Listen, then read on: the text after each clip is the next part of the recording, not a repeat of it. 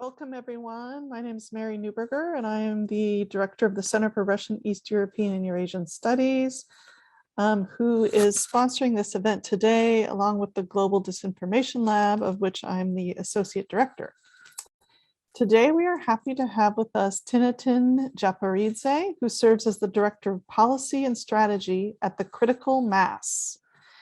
With 15 years of international relations and media and communications experience, Tinatin has worked for the City of New York, as well as serving as the United Nations Bureau Chief for Eastern European media outlets and UN radio host and producer of her own radio show on current affairs and security in the international arena.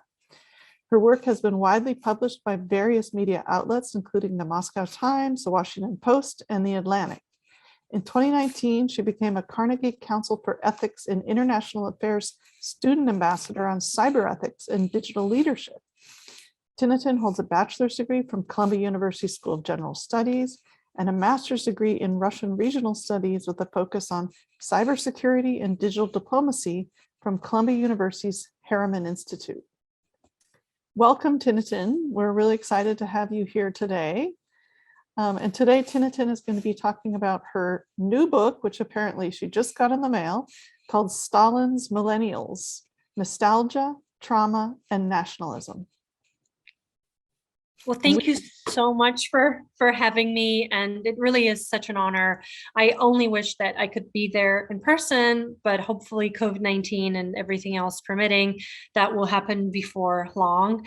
It's fantastic to have this opportunity to share my book with you and to talk about some of the topics that, unfortunately, for very tragic reasons, are becoming more and more relevant. And as we follow the news, I think we can all agree that history and knowing our history is becoming increasingly important. So perhaps writing a book that is a history book with a sort of political commentary element and also an autobiographical element through the prism of a millennial is more relevant today than it was when I originally started writing this book about a year ago. And I very much look forward to not only this discussion with you, Mary, but also having the opportunity to hear from some of your community members in terms of the questions, and not just questions, but their observations as well. And I welcome you all to please feel free to share your thoughts and questions,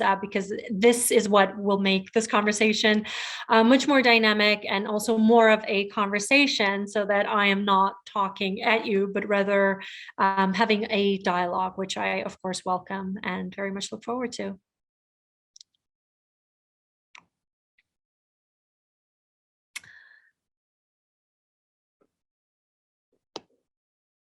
Sorry, I was just wondering if, oh, you were on mute. Sorry, I was muted. Yeah, so excellent. We're just going to go ahead and pin you so you can go ahead and whatever you want to share about the book, just to get the conversation started. Sure. I think most importantly, I should probably preface this with a note about the format. When people hear that I wrote a book on Stalin, they somehow assume that I wrote a book about Stalin. But of course, there are so many fantastic biographies.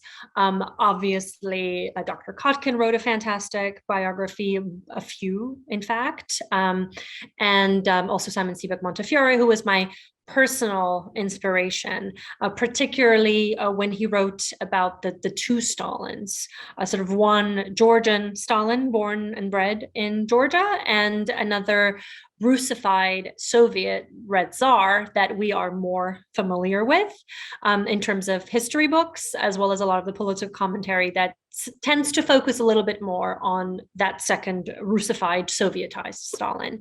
But as I was doing my own research with the help of my academic home, the Harriman Institute at Columbia University, over the 4 years or so, on and off, when I researched the topic from two different directions and prisms. One was sort of the more Georgia-centric prism, because I am, of course, originally from Georgia myself, as well as the Soviet Russified Stalin. I realized that there was also another Stalin, which was very difficult for me to locate in terms of geography or time, but he felt a little bit more sort of esoteric, mythological, a phantom of Stalin, one might say, without sounding too sci-fi. This is not a sci-fi book, just FYI. I decided that in order to understand what that potential third Stalin might be, I had to really dig deep. And that is why the book became a little bit more autobiographical than I would have planned when I first started doing the research. Because inevitably, due to the fact that I come from a region that was, of course, very directly and very tragically impacted by the Great Purges, Stalin's other policies beyond the purges as well that impacted not only my ancestors' lives, but also in many ways my own DNA, because I feel that a lot of these memories are very much alive and very much part of our DNA as Stalin's millennials, those who grew up and were born and grew up at the tail end of an era that in many ways collapsed, but in other ways lives on through many of the legacies, for better or worse. And the mission for me really was more than to write a book. Of course, writing a book was a great objective of mine in this process, but perhaps even more so, it was a personal goal of trying to understand even something very sort of simple. Why am I interested in writing a book about Stalin? Why do I care to write a book, devote so many hours of my day and nights as well to writing about someone who had such a tragic influence on my family's past as well, that is still very much alive within our sort of living memory? Why would I be devoting my time and my energy and my efforts to thinking about something that is so very painful and so very heavy in so many ways? And I think I found the answer in the process of researching and writing the book. That is, unless I try to unpack the whys as opposed to just the hows, it would be very hard for me to even understand what this history means to me and how it continues to impact me through these generations. Something that is, as I said earlier, very much part of my DNA, because my family was very, very directly targeted by these policies of Stalin's regime. And I realized that it wasn't really about the first two Stalins of Montefiore that I was writing about, but rather the book was going to be about that third Stalin being very little about Stalin himself as sort of this historical figure, but much more so a reflection of ourselves, our role in our own history, and how we perceive ourselves through the prism of history, not in the least through Joseph Stalin as sort of this mythological figure that is part of our history. What we see when we look at Stalin and the reflection of our past, our family's past, and our own role, because we were in many ways directly or indirectly complicit in some aspect of just the fact that the regime survived for as long as it did. We were not just victims, but we were part of that machine, whether we wanted to be or not. And of course, the majority did not. And that reflection became the motivating force behind my book. And it really came to life for me when I wrote the final pages, the epilogue, where I really talk about who is this third Stalin that I've been talking about for 200 pages prior. Who is he really, now that I'm at this point in the epilogue where I have to summarize everything and in hindsight reflect on all that I learned as this process of research went on for the 4 years that I focused on the project. So in a nutshell, this is what the book is about. And these are Stalin's millennials, not just myself, but some of those whom I spoke to in the process of writing the book, some who are not necessarily millennials on paper, but they very much consider themselves to be millennials of that generation that really came to be after the culmination of this sort of the Stalinist years were a thing of the past. And I would welcome any and all questions. And once again, I so appreciate being able to have this conversation with you today. Well, thank you. I have a lot of questions right off the bat. I mean, we can Great. turn to our audience soon too, but Sure. well, I love this idea. I mean, I'm a historian too, but of kind of the afterlife of the past. I mean, how the past is malleable, how it's shaped by memory, and Yes. how each generation in some ways can maybe even has the need to reshape the past in their own image, which I think is kind of, or an image that works for their own sort of place in the present. And so I'm just wondering, like, you talk about like nostalgia obviously is part of your title too. So I'm wondering what is the shape of this new, I mean, I'm assuming this third Stalin has more than one sort of shape. Maybe it's kind of a shape shifting kind of image, but is Stalin valorized in ways by this millennial group that maybe wouldn't be possible for the generation before? And if so, how? Like, what is this new third Stalin like? What does he look like? What are the parameters of him? Well, I think the paradox is that there is no third Stalin without the other two. And that's, to me, I kept using this metaphor. In fact, the original artwork that I envisioned for the book, at least for the original draft of the manuscript, was in fact a matryoshka, a nesting doll, a Russian nesting doll of lots of Stalins. And for me, the goal was to unpack this nesting doll and try to get to the bottom of it and get to that very little matryoshka inside. That's sort of the core of it all, but without the other layers around it. There is no little matryoshka Stalin, which I don't mean to by any means try to make Stalin sound adorable and cute, because those little matryoshkas are absolutely adorable. So of course that paradox and the contrast between the two is very disturbing, and I by no means I'm trying to make light of it, of course. But for me, another paradox. This book is really full of different forms of paradox here and there that ultimately lead into this one big Stalin that we're seeing as this sort of historical figure that continues to live on, but has gone through so many changes and has been in so many different outfits, metaphorically and literally, over the past decades. But this one paradox that answers your question with another question, I suppose, is how do we explain his very, very odd, disturbing, and at the same time fascinating, but I really say the word fascinating with quotes around it, increased popularity of someone who impacted so many lives so tragically, both directly and indirectly through his rule. And yet we look at the polling figures. For example, Levada polling center in Moscow, in Russia, and we are absolutely stunned because we are seeing so many people who still to this day in 2022 actually feel that they can assess his legacy in positive light.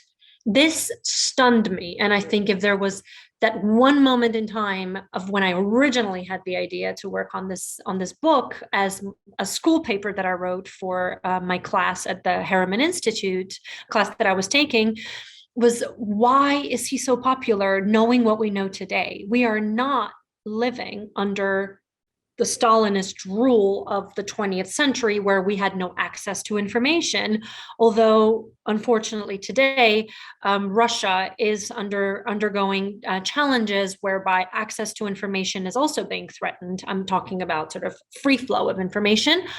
A few years ago, when these polls were conducted, anyone could have accessed pretty much anything that you and I can also access online. And yet, when asked in the streets of Russia, do you approve of Stalin's policies, and do you approve of Stalin, and are you proud of his legacies, such an overwhelming number of people said yes, not even a maybe, but a very strong yes. Some will argue that those numbers are, there's an inflation and those numbers are not exactly accurate, but I think we're talking up there way beyond 50% that feel this way. In Georgia, he is also popular, but in a very different way. Whereas in Russia, the popularity rests on the pillars of the glory of the Soviet Union, and Russia as the country that inherited a lot of those glories, not just the tragedies, but also the glories.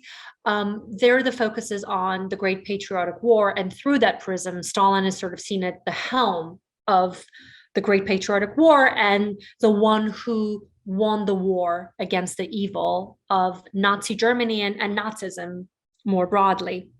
In Georgia, it's very personal. The personification of Stalin is extremely different to what we see in Russia today. In Georgia, we don't really talk about the Great Patriotic War as much. Perhaps I could even argue and say that we don't talk about it at all. What we focus on is the persona and the man and the individual behind Joseph Stalin, who was, before he became Joseph Stalin, also comrade Jurashvili.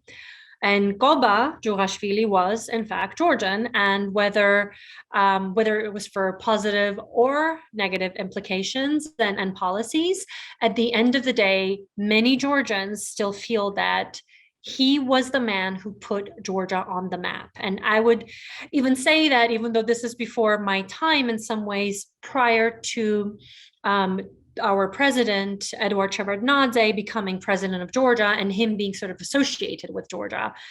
In other countries outside of the region, in the United States, if you said Georgia, many would have said, oh, Stalin. Then after Shevardnadze, some would also say, oh, Shevardnadze, Stalin, and perhaps Georgian wine will come up here and there in conversations. But that reference point was very much Joseph Stalin, for better or worse. And that has produced a certain level of a very conflicted pride and also shame. On the one hand, we are ashamed of the negative that came out of his rule. But many Georgians to this day, some will admit it to you openly and others will not, are still in some way proud of the fact that at least the positives that came out of the rule, not many, but any and all positives that we can claim, we try to claim those and say, well, that's because he was Georgian. Whereas when it's something very negative that we are very unhappy about, it's very easy for us to say, well, he was fine before he went to Russia and then he became Soviet Stalin. In Georgia, he was not Stalin, he was Jurashvili. So that there is that paradox there as well. And that was something that I grappled with. I was trying to understand, and I was trying to be very deliberate. And I think as a historian, you will agree that we have to be so very careful when we generalize. And we can't assume that what is true for Russia is going to be true for Georgia, just because we were once upon a time, not that long ago, under the same Soviet umbrella, so to speak. Okay, I have a lot more questions, but well, each thing you say makes me think of a new question. Well, I guess so two more questions. And people in the audience, feel free to raise your hands at this point or put questions in the chat and we can turn to you as well. But I guess my two questions are, one, I mean, these might be unfair questions because they're kind of more of extrapolating from your research to some big other kinds of areas, but one is, does Lenin have a more problematic sort of legacy than Stalin? I mean, in terms of nostalgia and being accepted in the same way? Mm-hmm. Because in some ways Lenin, well, I mean, he was the beginning of the Soviet Union, which is complicated, but also he gave, if anything, he lost territories as a result of, gave them away in various treaties. And whereas Stalin expanded, not only beat the Nazis, but expanded the Soviet Union and its influence and really put it on the map as a superpower. So that's one. And then I get to ask another one. Another one is just, while you're talking, it's hard not to think about Ukraine, of course, and also Putin. And so I'm just wondering if, in some ways, Stalin as this kind of as you said, the person that defeated Nazism, or, who was behind the Soviet defeat of Nazism. If that somehow bolsters kind of Putin's narratives about fighting Nazism in Ukraine, and kind of reestablishing the empire on the basis of this kind of false narrative of tackling Nazism across the border in Ukraine. Sorry for those huge questions, but no, these are fantastic questions. My question is, how much time do we have? Because it is so fascinating, disturbing, of course, especially the second question, but also just very timely for us to think about these things. And I will start in the same order that you posed your questions, if I may, because one is easier to answer than the other, of course, because we are living through the other answer at the moment. In terms of Lenin, in Georgia's case, Lenin is very easy in terms of how the question of Lenin is treated. And therefore, it was easier for me to answer that question in the book because, to be perfectly frank, not unlike other Soviet countries, not Russia, but other Soviet countries, due to Lenin Napad, because there was that fall of Lenin, in a way, I would urge us to think about it as almost as sort of de-Leninization in some ways, although that is not a term that I hear very often, because it is so much more loaded when we think about denazification and de-Stalinization, or rather lack thereof, one could also argue. But in Georgia, when Lenin was gone, Lenin was gone. And just when we removed the statue of Lenin on what was once the Lenin Square in central Tbilisi, and it became the Freedom Square, at that point, once we toppled and removed his statue, in many ways, together with the monument, we removed Lenin from Georgia, and I can only speak with confidence about Georgia in this particular case, from Georgia's history as well, because we never truly considered Lenin to have been part of our history, because we considered ourselves to be occupied by the Soviet regime, some may say Soviet empire, but the regime, and therefore, because we were part of that regime, we then had to consider ourselves to be part of a regime that also glorified Lenin. But in Georgia, very few people would tell you that they felt conflicted about Lenin in any way. And they certainly don't today. Lenin hardly ever comes up. Stalin, of course, is a whole other matter. And I would say that in Georgia, we never even came close to de-Stalinization. We never even really tried. Not in 56, not any later, not under Gorbachev when we were still part of the Soviet Union. And then in the aftermath, we in many ways chose not to talk about it. And we felt that if we don't talk about it, then it will just go away. And the wound will heal on its own, but we will do nothing to address it, because the more we think about it, the more harmful it will be. And therefore, we are keeping the legacy and all of the harm and the evil that comes with it alive, which personally, and I can speak sort of for myself and a few of my personal friends and colleagues, I found that very problematic. And I felt that we were sort of glossing over something that we should address before we put it aside and say that, okay, we've come to terms with it. And I think writing this little book was, for me, my personal attempt, for myself at least, to try to come to terms with it and talk about something that is extremely problematic, very painful, very complicated. But without talking about it and thinking about it, I would never be able to process even my own family's loss.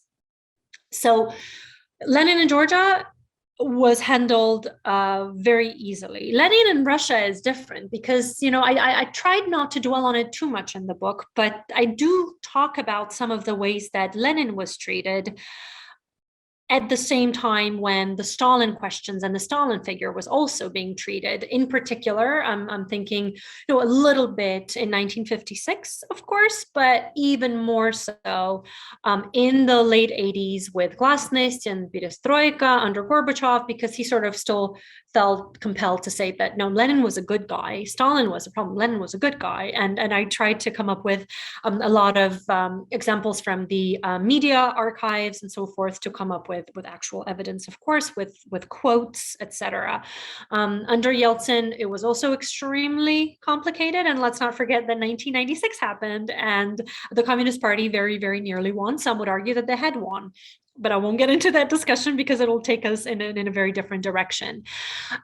So the two are often very deliberately separated. And more often than not, I would say that Lenin is a little bit, on the one hand, less complicated to talk about, and therefore he is more complicated to talk about because we cannot simplify it. And as a historian, as you just noted, of course, with that sort of historical knowledge and depth, you, of course, understand that it is so much more complex. But for an average person, they somehow feel that it's easier to handle the Lenin legacy. It's the Stalin legacy that is more complicated. And on to your second question, which I personally, like many of us, I'm certain, those who are attending this meeting and those who will watch the recording of it, of course, we can all agree that without delving into politics too much, because that would be a conversation for a different day, if we just even talk about history, the way that history is being challenged, the way that history is being revised is very, very disturbing. And as someone who is not a historian, who was not a history student per se, I had the privilege of studying as a student with many fantastic historians, and this was not the history that they taught me. And although there are different truths based on which particular archives we look at, which particular oral histories we focus on, I think there are certain truths that cannot and should not be challenged. And there are certain facts that are merely facts at the end of the day. And it is really not about which side of the political spectrum we are on. We certainly cannot challenge certain facts because that is what they are.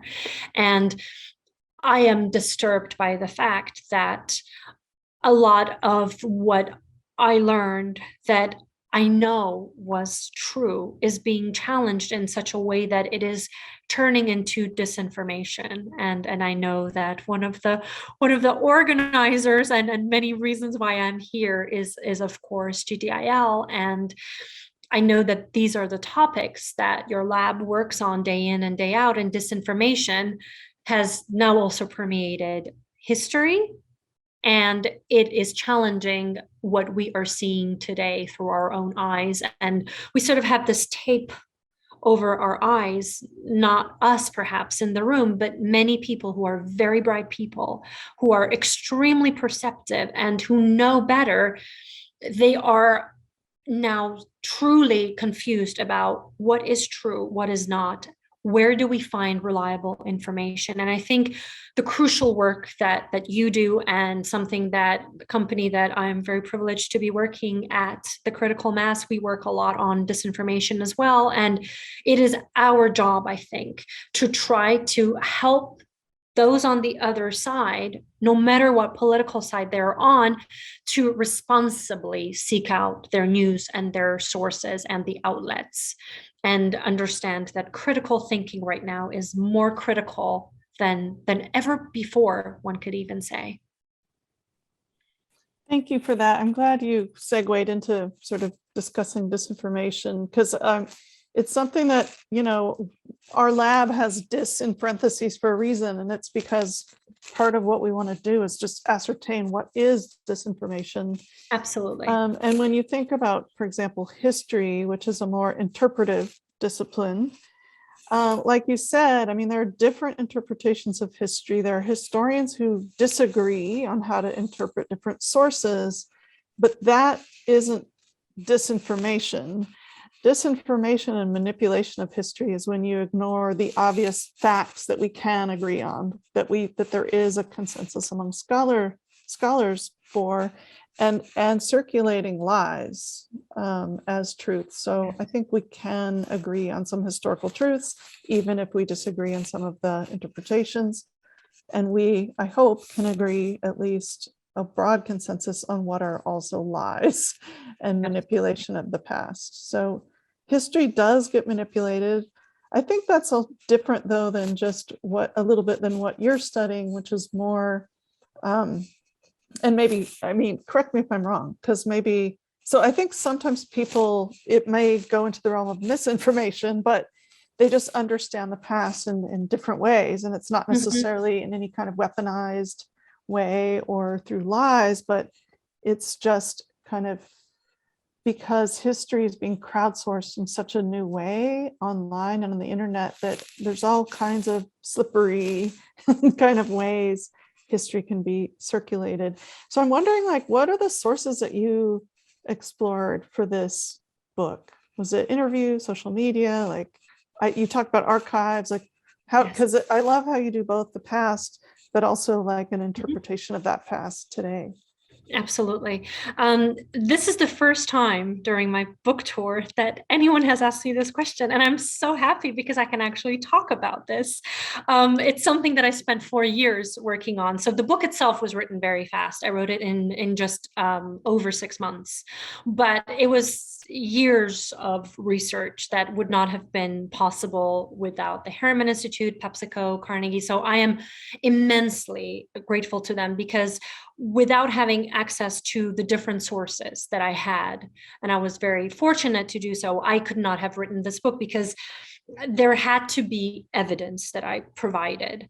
And ideally, what I was constantly seeking to do in the process of writing this book, for every argument, I tried to provide different sources and different types of evidence. And sometimes one was contradicting the other. And I think to me, that was what was most interesting. I, of course, personally have my own viewpoints about what I think is more true versus more of an untrue or sometimes a lie. But I did want there to be some sort of a polyphonic um, sort of a platform where I allowed the reader to also go on this journey with me, on this research journey in a way, and talk to people that some may have found very problematic, that I was talking to certain people who are not necessarily seen as those whose viewpoints are accepted in what we call the collective West and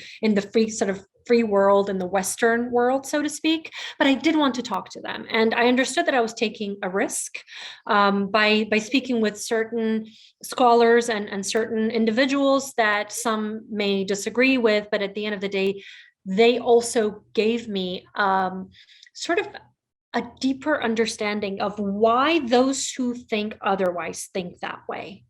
And I really, really wanted to also dig into the sources that are as different and contrasting at times and sometimes contradicting each other as possible, because I felt that the in between would be where I would find the most compelling answers, even if they are not the most definitive answers, because I didn't feel that for every single argument I was trying to make that there was a correct or incorrect answer.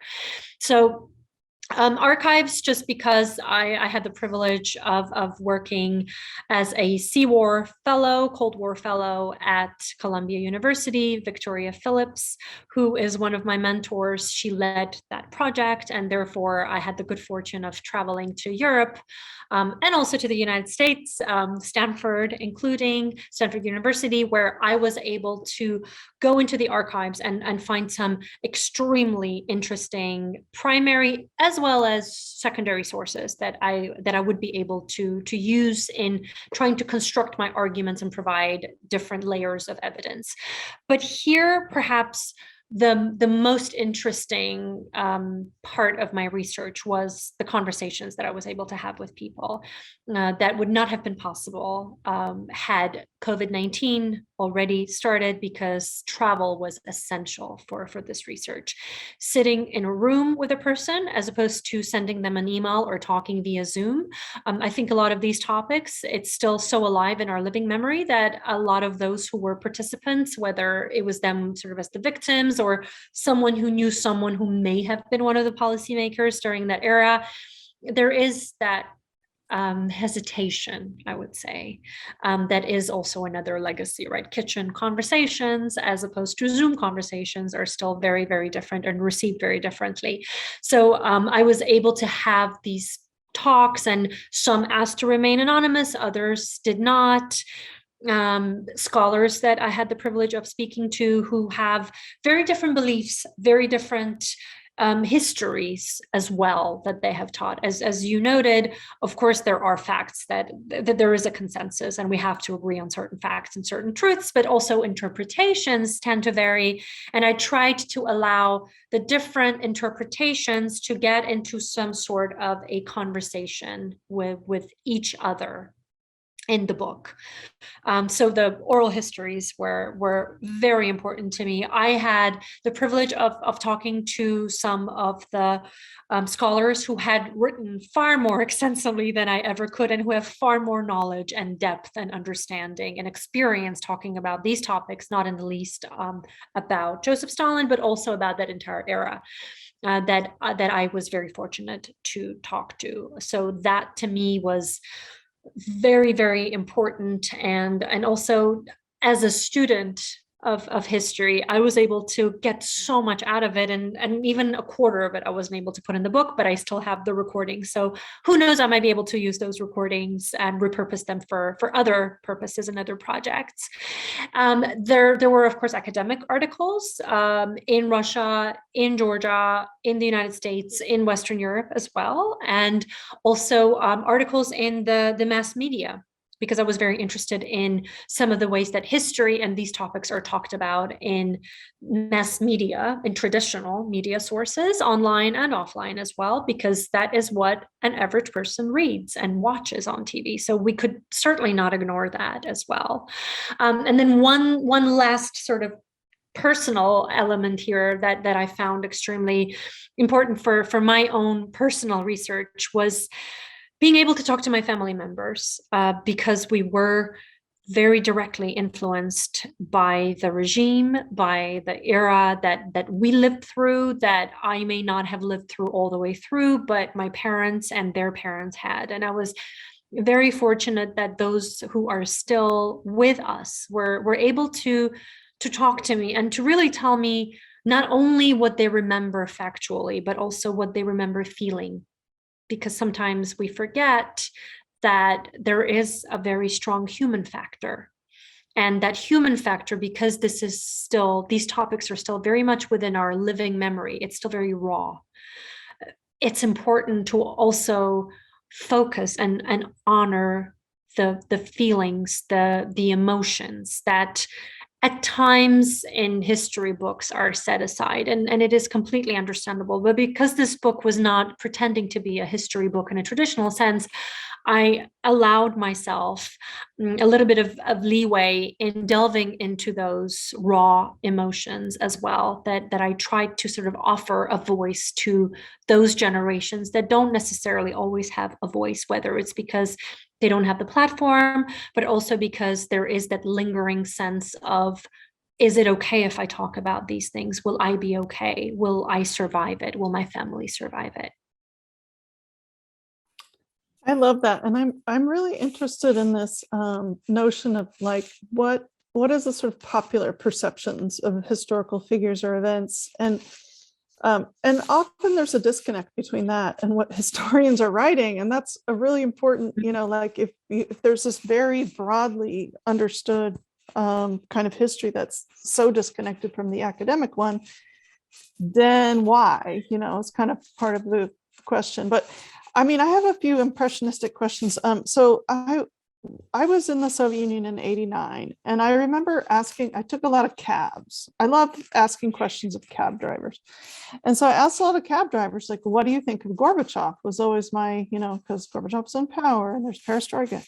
And almost all of them said, oh, Gorbachev is awful. We need another Stalin. When we had, when Stalin was around, the shelves were full. And, da, da, da, da. And I just remember going, what? Being totally in shock. Yeah. And just always having that, but Stalin killed so many people, and they'd go, they were enemies of the people. And I'd be like, well, okay, then. So, and this all speaks again to sort of information environments that people are in. And for some people, they really only get the soundbite version of most things going on, and they don't kind of read deeper into changes in sort of interpretations happening in academic circles and elsewhere.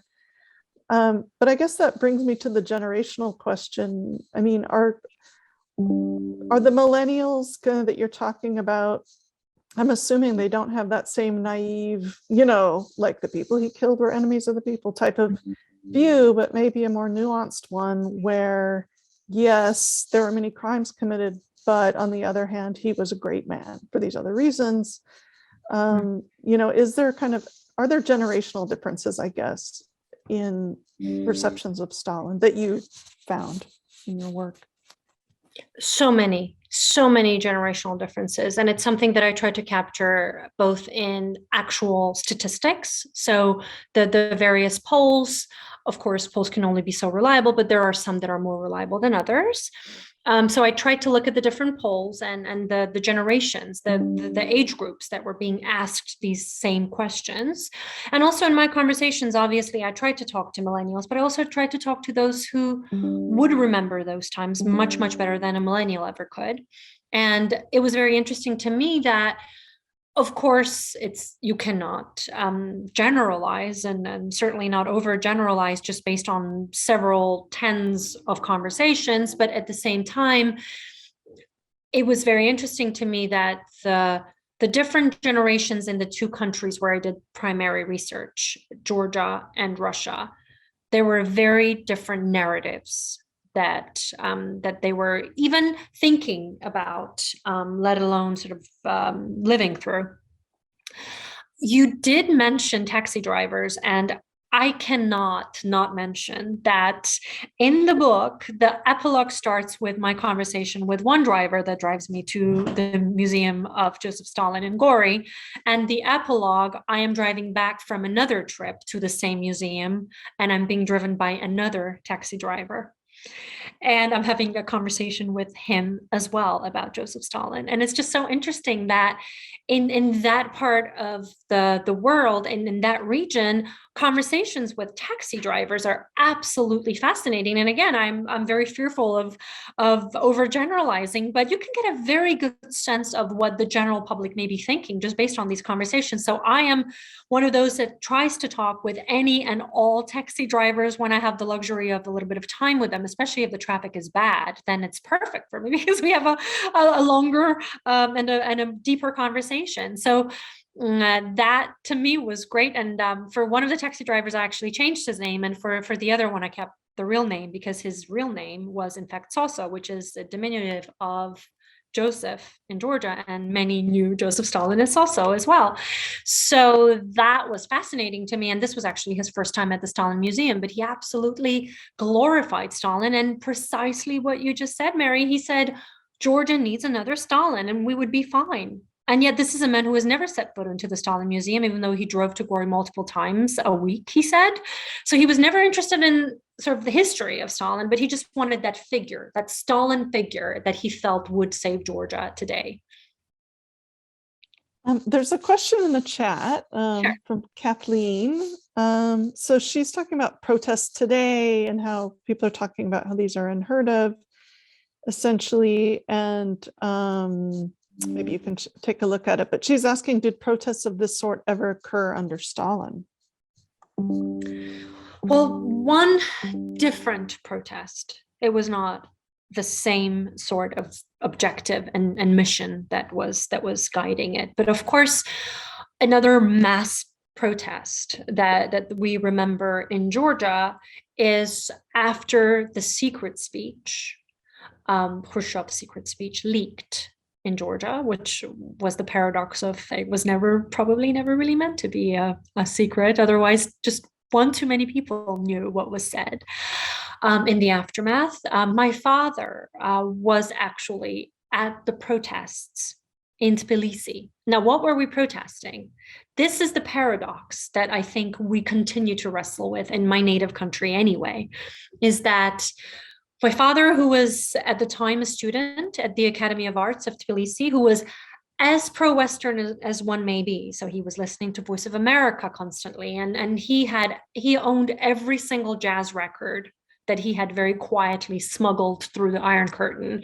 So this man could not have been more anti-Stalinist in his values and his views. However, as soon as Stalin's Georgianness was challenged by Khrushchev, as soon as everything that was negative, not only vis-a-vis his cult of personality, but all of the other elements that were denounced by Khrushchev, once we in Georgia heard about this, we were not upset about the fact that Stalin was being criticized. We were upset by the fact that a Georgian man was being criticized for his Georgianness, because the criticism was in fact being sort of it was protested because we were challenging the Georgian identity and the positives of Georgian identity, essentially saying in Khrushchev's secret speech that all of the problems with Stalin, at some point, the root of them was the fact that he was Georgian. And of course, there was political gain and political implications and justifications and policies that Khrushchev was trying to push through that narrative. And of course, that is a different conversation.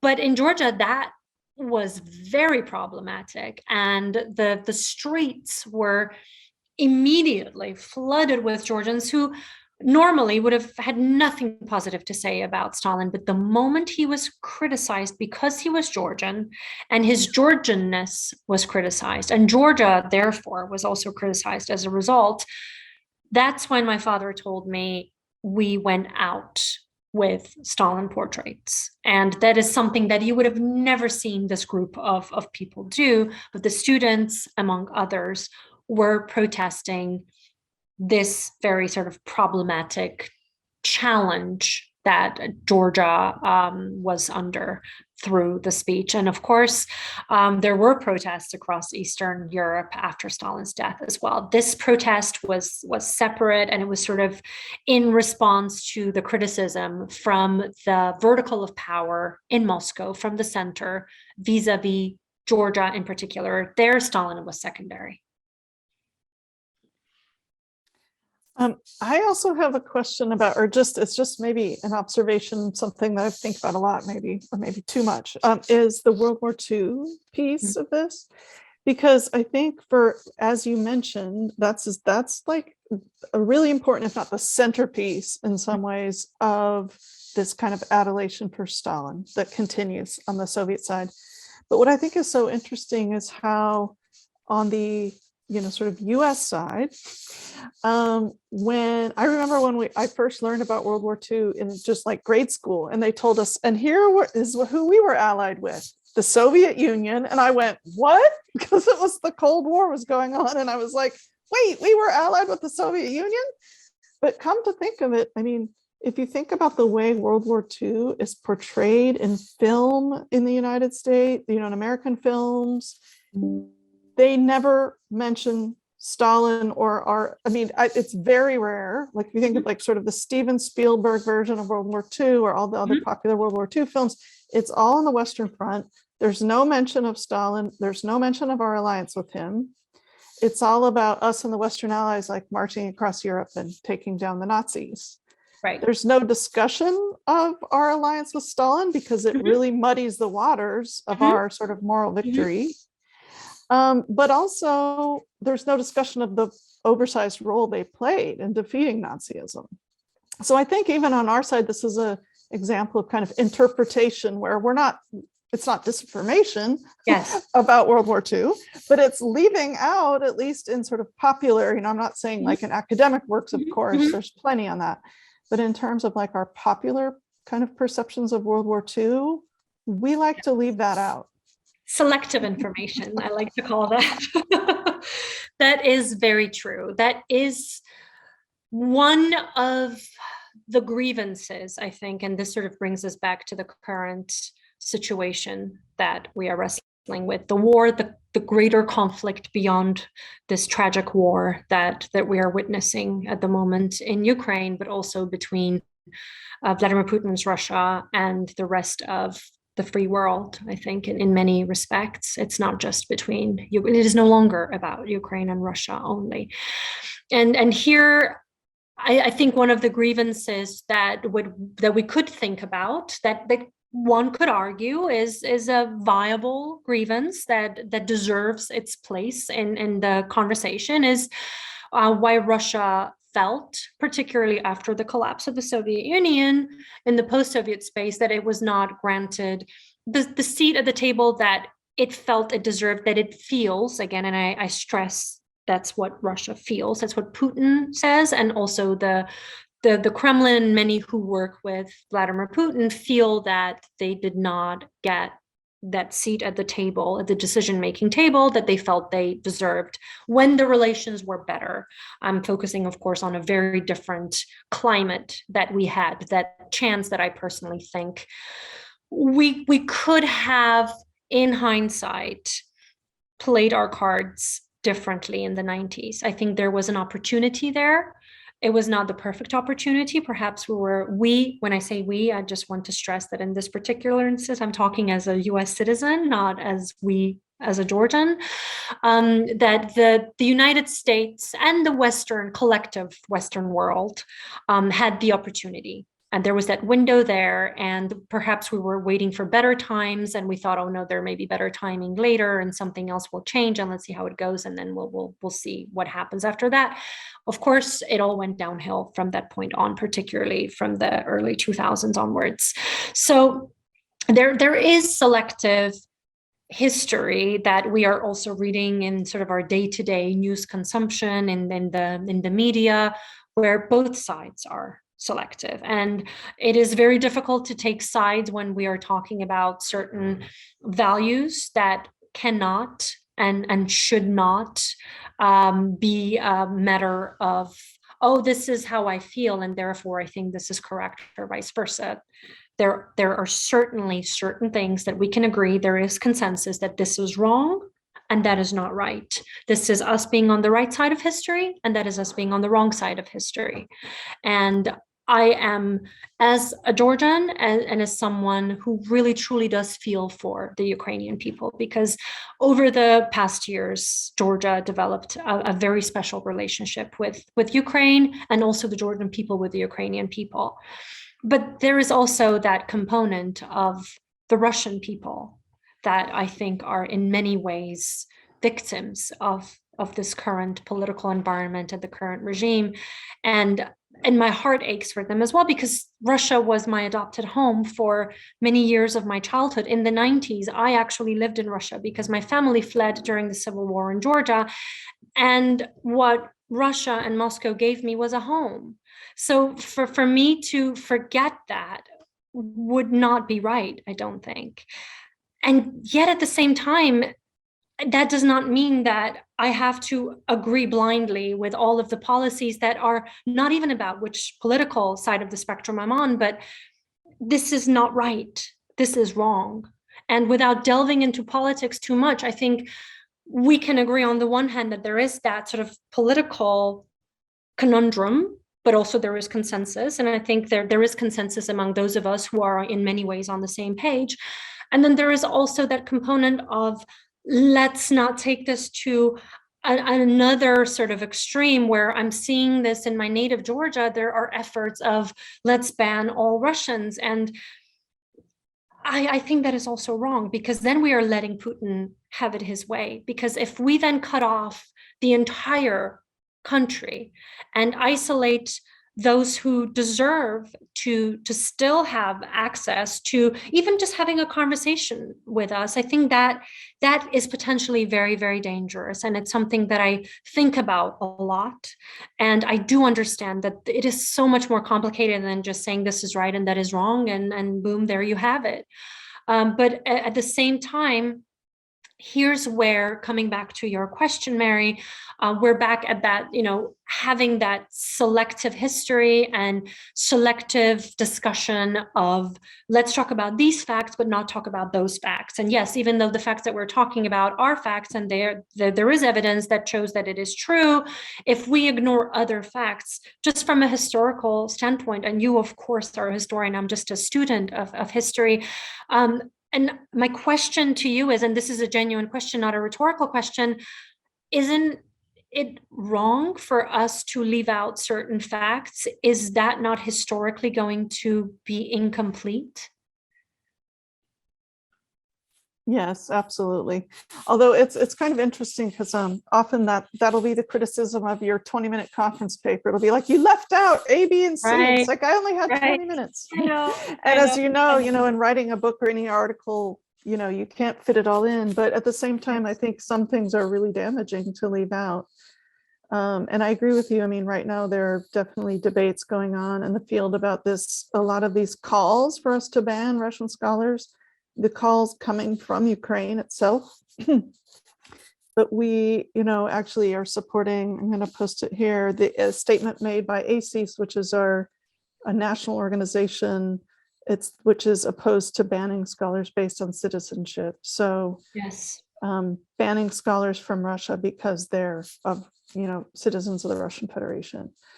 So yeah, I mean, I think we're going to have to kind of wrap up here. I noticed hello, Kirill, entered the room. I don't know if he has any words or questions since he came in late. So he didn't get to hear this amazing conversation. He'll have to tune We have a in later. recording. I know, we recorded it, so you can tune in later.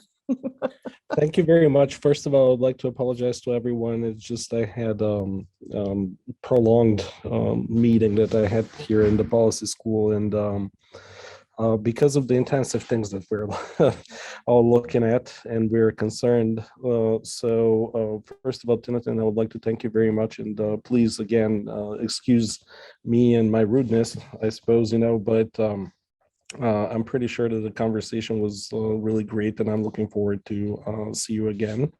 And it's recorded, so for sure, we'll be able to introduce more people to your very interesting taking ideas.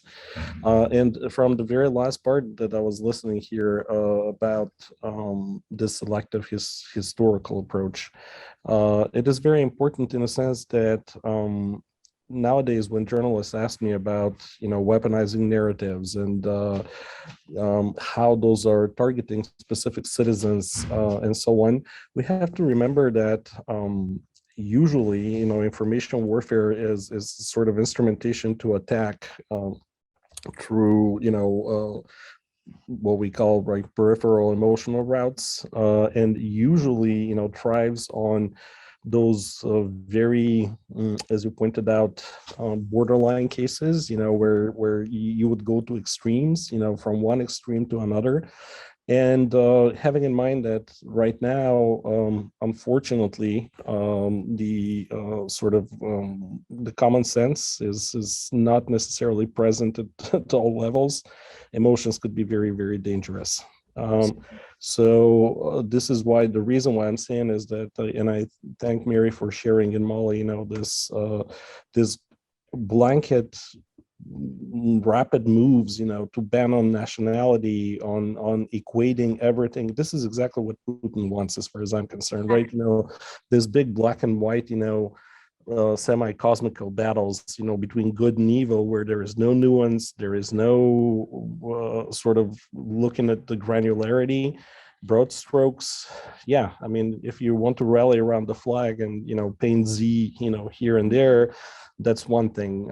If we look actually into the real situation on the ground, as you said, lives are complicated. Once your home is Moscow, situation change.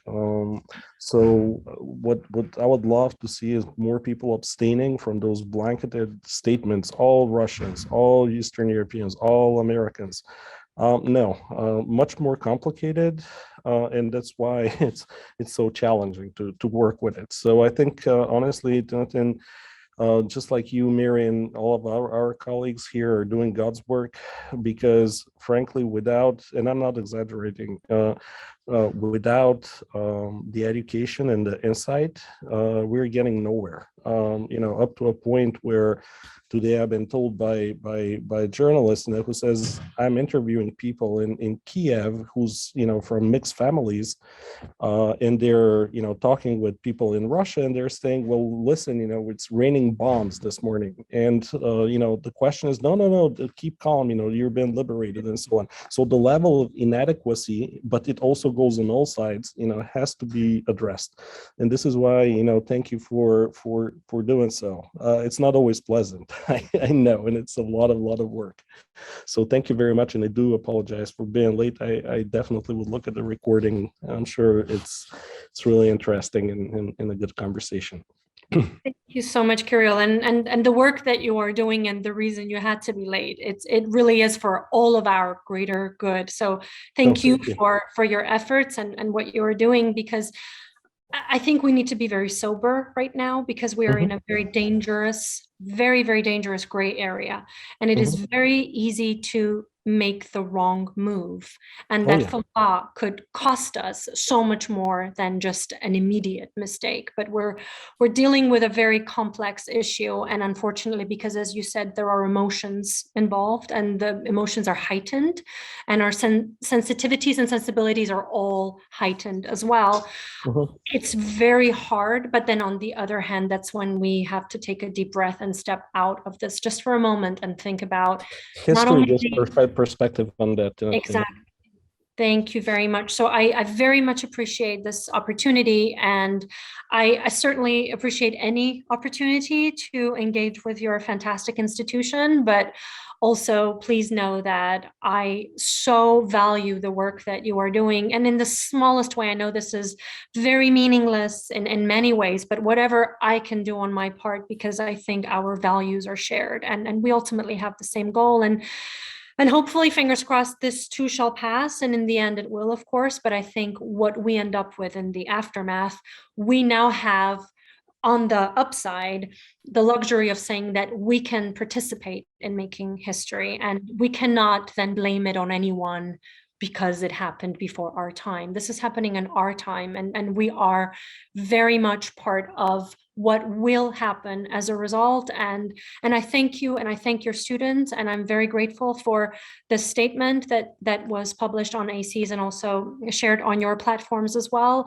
We need more of those very sober viewpoints, and whatever I can do to support, I truly am here, and thank you for having me today. Thank you, Tinatin, and thank you for pointing out, the real sort of heroes of this whole adventure, in the lab, which are people like Ryan Williams, because they are doing the invisible work, which is very, very necessary. But there are multiple students as well, and we need those sanity checks. But we still have to realize our responsibility. This is in our time and on our shoulders. So thank you very much. So yeah, just in closing, I hope people will read Stalin's Millennials. It looks like a totally exciting book, and I'm going to make sure we have it in our library. If not, we can order a copy, which will be very cool. And people should also check out the Critical Mass website and look at the good work they're doing at the Critical Mass. And we hope to collaborate with you in the future through our Global Disinformation Lab. We are so looking forward to it. And thank you very much again for having me. And I am very much looking forward to seeing you next time, and hopefully under lighter circumstances. I hope so too. Thank you, Tinatin. All right. Thank you.